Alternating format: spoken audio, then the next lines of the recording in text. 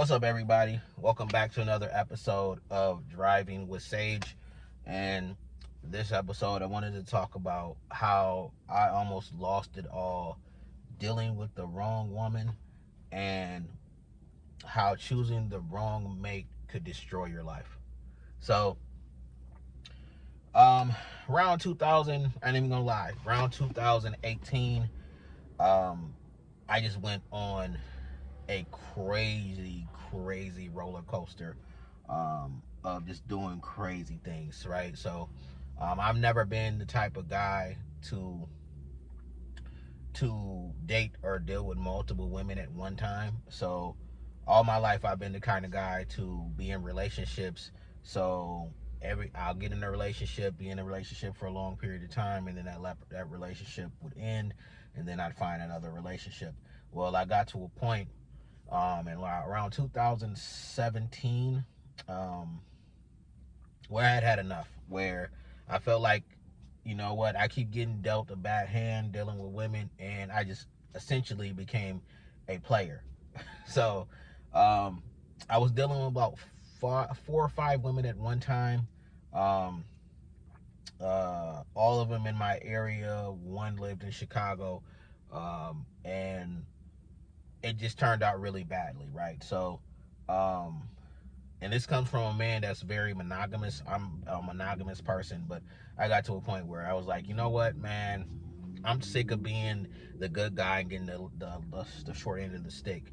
Like each one of my relationships ended terribly, and I will say I'm part of the reason, and the women were part of the reason. A few of my relationships just didn't work out because they were, you know, few of my relationships just didn't work out because hey, they were rushed relationships. I actually was dating women that I really wasn't interested in just to have something to do, or just because I was being nice and I don't know how to say no. I didn't know how to say no back then.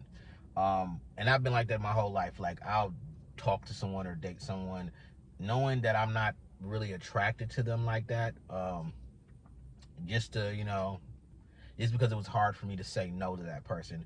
And we'll get into that. Like I had self-esteem issues when I was younger, but when I look back at the pictures of when I was younger, I was a really handsome young man. Like I don't know why I had those self-esteem issues. Well, I do know why.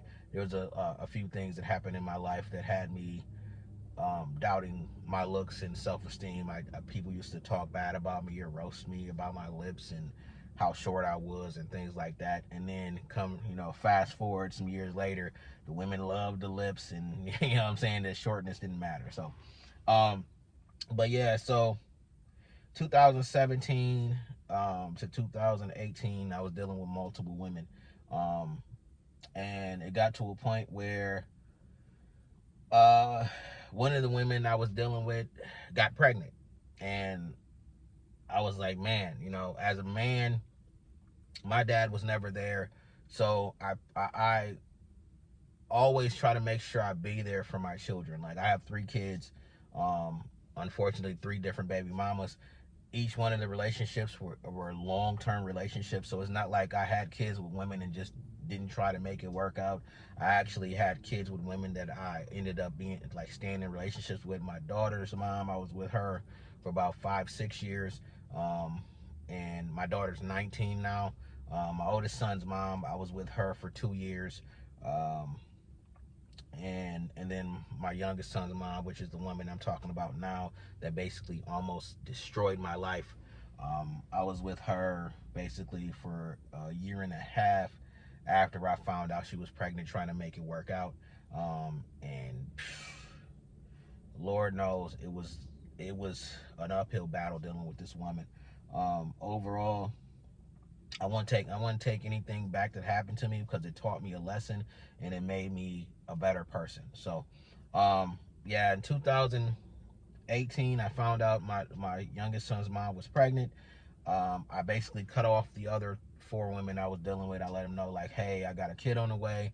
I got to focus on that. I'm going to try to make it work out with my kid's mom. Now, one thing is, I never lied to these women and told them that that I wasn't dealing with somebody else. They all knew.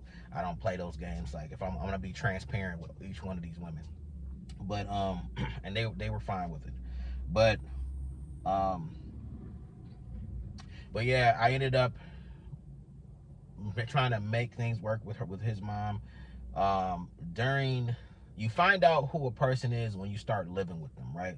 And I learned that over time, just dealing with multiple women. That's why I will never live with another woman in my life. I don't ever want to get married. I don't ever want to live with a woman. I'm not gonna do it. But um, this woman, she got pregnant. So yeah, she got pregnant towards the end of 2018. Our son was born in October.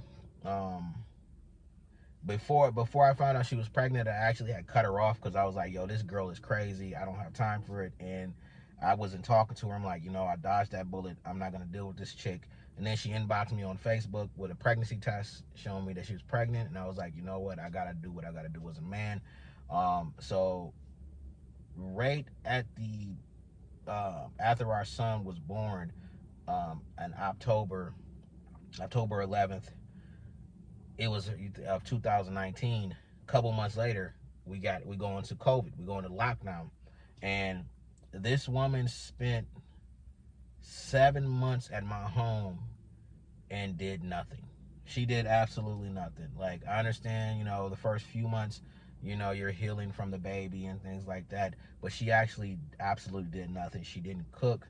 She didn't clean. She didn't give our child baths. At the time, I was going through severe depression and anxiety, because I was just behind on bills, and then I was losing family members. I lost 4 family members that year, and I lost my grandma at the end of that year. So at the end of 2020, to lock, what happened in 2020. I'm not gonna say, you guys know what happened, but we were in lockdown, and she, like, the whole time I was miserable. This woman didn't cook, didn't clean. All she wanted to do was smoke marijuana, hang out, eat food. She hollered and yelled at her other child that was staying with us too, because she came and moved in with me during COVID because she didn't have a car, and she had her own place, but she didn't want to be there. So she spent multiple months with me during COVID. I mean, the house was a mess. I used to do Uber Eats, not Uber Eats. I used to do Grubhub around that time, and then Grubhub got saturated because nobody was working and everybody was trying to make money, so I wasn't making any money. Then I couldn't see my other kids because everything was locked down, so I missed Christmases and everything during that year. And she just didn't care about anything. I remember one night I picked up a job at Amazon warehouse. Um, so I'd work my day job remotely, get off at 4, have 1 hour to get some sleep, then go into work at like 6 o'clock because the facility was like maybe 30 minutes from the house. And I would be at Amazon from 6 o'clock at night until 12 o'clock, 1 o'clock in the morning, and then come home and have to give our not even 1-year-old child a bath, make sure that he was clean, make sure everything was taken care of, and then go to sleep and do it all over again. And I had got to a point where, we were arguing about specific things. She would tear things up in my home and then say, oh, they was already messed up. It was a whole list of bad things. And it got to a point where I just, I was like, you have to go. You have to move. You have to get out. So I ended up sending her back home to where she was led, to her home or whatever. She took the baby. Our son took her daughter. It took 3 days for me to get her out of my home because she would not leave, because she felt like, what she was doing was justified. The whole time the woman lied. She was going through my phone. She stole stole multiple people's numbers out of my phone and was calling them and texting them and talking crazy to them. I found out later. And in 2021, fast forward 2021, my birthday rolls around. I'm like, I go do a few things with a couple of friends for my birthday. And then May of that year, after my birthday, the day of my birthday, she was clowning, just acting crazy. Oh, you were out with some chick, you're out with some B, you're probably doing this, you're probably doing that. And I'm like, I'm not your man, I'm not with you anymore. So why do you care what I'm doing? But anyway, she ends up in 2021. I let her come to my home because they were doing something to her apartment. I believe they were like spraying for bugs or something. So she had no other place to go. So her and her daughter and my son came and stayed the night. And all I asked her was like, if you're gonna, I don't smoke cigarettes, I don't drink, I don't do any of the things. If you're gonna smoke in my bathroom, just make sure you clean up after yourself. For months and months on end during 2020, I kept asking her. She would never clean up after herself. There'd be cigarette ashes in the tub, on the floor. The whole bathroom would smell like cigarettes. She wouldn't spray the bathroom. It was preposterous. And I get up in the middle of the night and there's cigarette ashes all on the bathtub, on the floor, in the, like, it's crazy. In a bottle, like a coffee bottle, she had put ashes in there. I'm like, I got up, I straight told her, I'm like, this is like 3 a.m. I told her, you are no longer allowed to smoke cigarettes in my home. You don't know how to clean up after yourself. I don't smoke cigarettes. All I've asked you over time was just, hey, spray the bathroom after you were done with air freshener and make sure you don't have ashes anywhere. You can't do that. From now on, you need to smoke out on the balcony.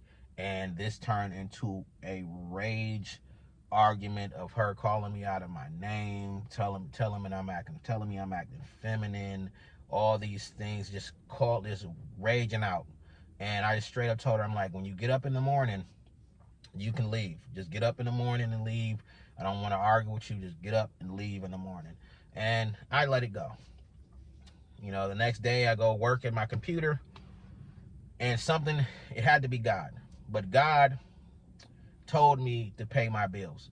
I just got my paycheck, so I just went online and started paying my bills. I paid my rent, my phone bill, my car note, my insurance. Like, I paid a bunch of bills. And I usually don't pay all my bills at once, but someone was like, pay all your bills. So I paid all my bills at once, and all I hear is this loud yelling from the back of the apartment. I'm like, what is she yelling about? But I'm like, whatever. She's about to leave. She comes out of the room, and she's still upset and wants to argue about what happened the night before. And I'm like, you're still on that? I'm not thinking about that. You're still on that?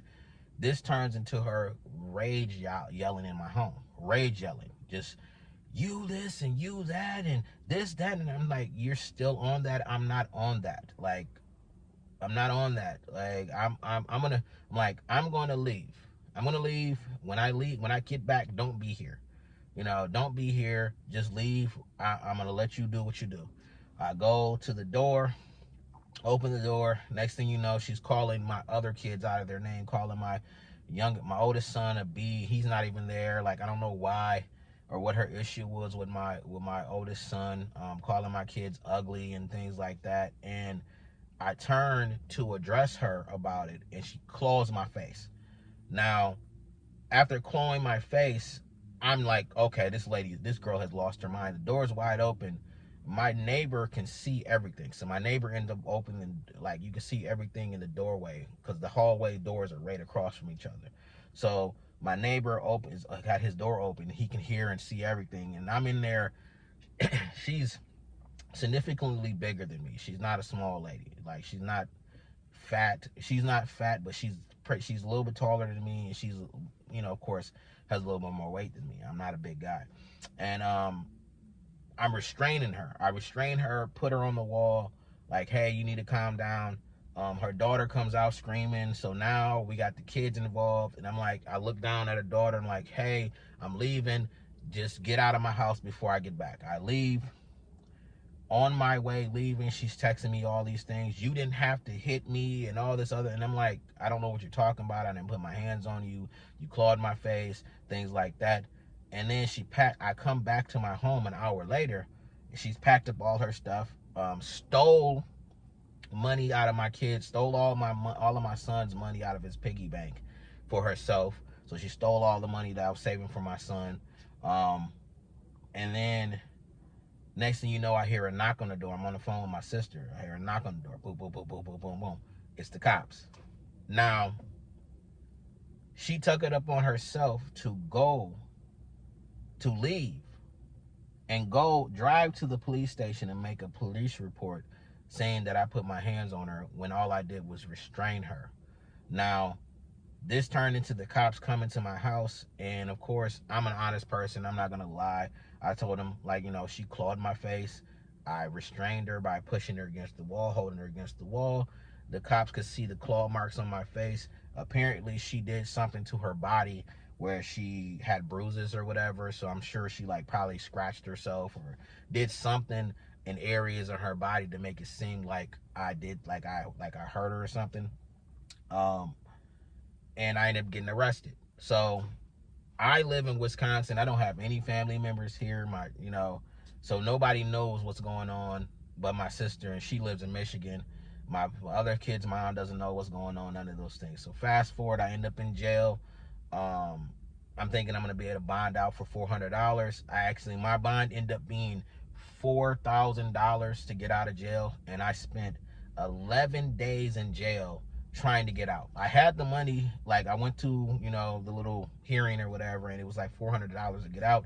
I knew I had the money, but every time I had Wells Fargo. So if you had Wells Fargo is one of those companies where if you swipe your card or your card gets used at a random place that you don't know, that they don't know or you never used before, they're going to put the card on hold until you unlock it. So my card ended up getting locked and I couldn't get out of jail. And so I'm sitting in jail for 11 days. I can't eat because I have no money to buy anything. I have no money to purchase any commissary, none of those things. I can't make phone calls. So thank God for the gentlemen that were there, and they were nice guys. They helped me. They let me use their phone, make phone calls through their money or the money they had loaded. I had some guy emailing family members and things like that. But fast forward, I ended up getting out of jail in 11 days. I almost lost my job, almost lost my apartment, because the apartment that I lived in, there was so many calls and complaints about it. Apparently, she was at my house doing crazy things while I was in jail. This woman got on Facebook Live and made it seem like I beat on her consistently and I was doing all these crazy things. And to this day, I still have to be cordial to this woman. Because we have kids. But she had a restraining order on me, saying that she's worried or concerned of what I'm gonna do to her, but then was reaching out to me and calling me while I was on the restraining order to start things with me, or ask me to buy things for my son, or ask me to do things for her, which had me like, yo, this lady is crazy. Like, you did all this stuff and got me on restraining order, but you're calling me and asking me for things. Yeah, just a bunch of nonsense. But God is good. God is good. God is great. I didn't lose my job. This actually helped me excel at my job. My job kept me around because they had known me. I'd been in my job like that around that time for about 6 years. Yeah, about 7 years. Yeah, about 7 years I've been in my job. So my manager knew me, knew who I was, and she was like, we're gonna hold your job until you go to court, because I know you're gonna beat it. So I still work in my job. I didn't lose my home. I didn't lose any of those things. I actually got better. I actually got a better car, things like that. I actually excelled in my job, moved up in positions at my job, and things got better. But the reason why I went through those things is because I asked God multiple times, God, please take this woman out of my life. Like, I kept asking him. I would cry in the bathroom during COVID, like, because I would be so angry that I had a child with this woman and she wouldn't do anything. And I had to realize, like, your choices are basically your choices. You made a choice to do what you did. Now you got a kid by this woman. This is a lesson you had to learn. And the whole time I was locked up in jail and went through the probation thing, it was going back and forth to court, facing 6 felonies. She lied and told them that I strangled her and things like that. I have a whole video of her in the interrogation room, like in a little room, where they're asking questions, and she's bringing up things that have nothing to do with the situation, lying about a million things. She came to my house and vandalized my other car. It was just a bunch of crazy stuff. But through all that, God held me. God kept me strong. Um, and I didn't break. I don't fold, I don't break. I got God on my side. And that's why I always told her I got God on my side. And there was the lack of evidence, the witness that I had and my neighbor, the character witnesses that I had as far as my manager and people that I work with, those things ended up getting the court case dismissed. So I end up not having any criminal background or anything like that. Um, and I'm very thankful. I'm very thankful. And I say this in this video to say, be very wary of who you lay down with. Just because someone someone is giving you or offering you or approaching you sexually and things like that, you have to be very aware of who you lay down with. And these are the things that I'm gonna teach my boys. If you're gonna be with someone, don't be sleeping with somebody that you see no future with. Make sure that that woman is actually the woman that you see a future with. Make sure that woman is your wife material. Make sure that that woman is a woman that is indicative to the values that you have, because when you are dealing with people that aren't on the same wavelength or aren't trying to do the same thing as you do, they have absolutely nothing to lose. They have nothing to lose. She had nothing to lose. If I went to jail, she had nothing to lose. I'm outside of jail, she still has nothing to lose. And there's a whole nother list of things that she's done to me. She's tried to make me lose my job multiple times. She's gone on Facebook. One time she went MIA for a whole week. So I had my son. You know, I work from home remotely multiple days out of the week, but I go in the office a couple days out of the week. And she went MIA for a whole week, saying that she was out of town and Georgia and stuff like that to make money. But I seen her riding around locally in her vehicle. Friends of mine seen her posting statuses on Facebook about garage sales that she was attending. So she lied the whole time and still is lying about it to this day. Like, still lying and saying that she didn't do that, that she was actually out of town. So she's just a terrible person. And on top of that, she's harassing my other son's mom, calling her because she stole her number out of the phone. And she was calling one of my best friends that we're no longer friends because of this. I lost friends because of this situation. Um, and it taught me a lot. It taught me, hey, you have to be correct in all your steps. I was being correct in all my steps, but since I had got fed up of dealing with bad and poor relationships, I made bad choices. I made a bad choice and ended up having a child with a woman that I got to deal with for the rest of my life. And I'm going to let my boys know, hey, and my daughter, don't have kids with a person that you see no future with, because they will try to destroy you. They will tear you down, and they won't care. They won't care because they have absolutely nothing to lose. And to this day, she's still fighting to try to be back in a relationship with me. Just last week, you know, I'm cordial to her. I take her here, take her there. I'm nice to her, but we stay, you know, I keep my distance, you know, so she doesn't come to my home. We don't spend time together like that. She might need a ride here, might need a ride there. You know, I do things that make sure that my son is okay. Like, I'll help her fix her car because I don't want my kid riding around in a raggedy car. When your child mother is suffering, your kid suffers, and I don't want my kid to suffer. But overall, we don't deal with each other like that. But just a couple days ago, she was begging and pleading, "Oh, please, let's get back together. Please get back together. You know, I'll do better," and things like that. But she's still, to this day, it's been 5 years. My son will be 5 actually, October 11th, which is this Friday coming up, and she's still lazy. She doesn't cook. She does cook, but she can't cook worth shit. But she wants to cook now. She doesn't clean. She doesn't take care of her hygiene.